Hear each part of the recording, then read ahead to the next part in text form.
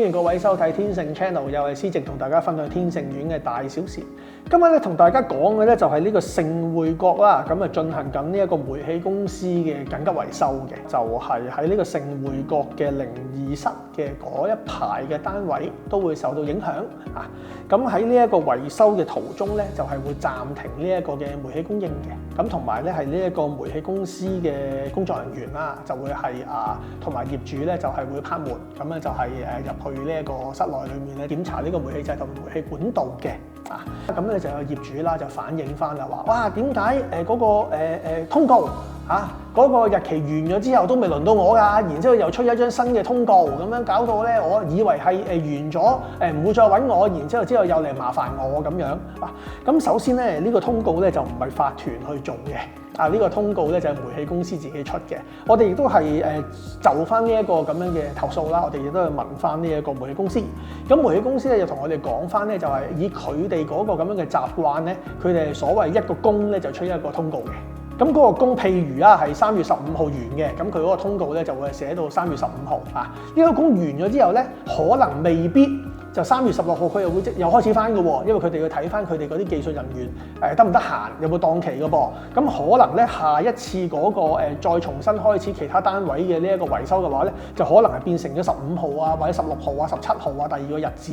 咁於是乎咧，佢哋咧就唔想係一個通告咧就寫咁長。因為佢哋自己都唔知道究竟成個工程嗰個完結時間係點樣嘅，佢哋都要安排翻佢哋自己嗰啲技術工人啦，去做翻呢一個比較大規模少少嘅維修嘅。咁因此佢哋自己都講唔埋嗰個整體嗰個完工日期係點樣嘅情況之下咧，佢哋就只好係每一個工就出一張通告啦。於是乎咧就出現咗呢一個咁樣嘅小誤會，咁變成咗有啲業主咧就以為呢張通告已經搣咗啦，咁以後唔會再做啦我哋嘅工程係完咗啦，原來就唔係嘅原來可能過2日之後咧，煤氣公司會貼一張新嘅通告出嚟，然之後又喺其他單位嗰度繼續做呢個比較大型嘅工程咁樣。咁我哋就承諾啦，或者係我哋會跟進嘅呢一個通告嘅問題啦。我哋亦都係了解過，同埋向呢個煤氣公司咧就反映咗呢個通告嘅呢一個嘅咁樣嘅問題而佢喺呢個通告交接嘅期間咧，我哋亦都係派咗我哋嘅工作人員啦，我哋管理處嘅同事啦，咁就係逐間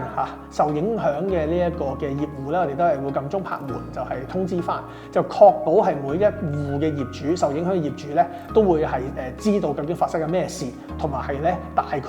之後會係幾時會再係輪到佢哋做呢一個咁樣嘅工程嘅。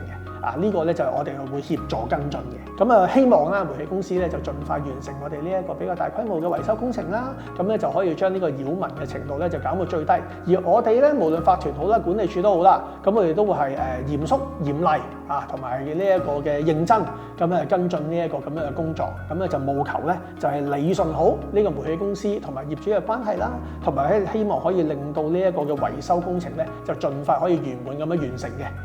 呢度就同各位匯報呢一件事，多謝各位。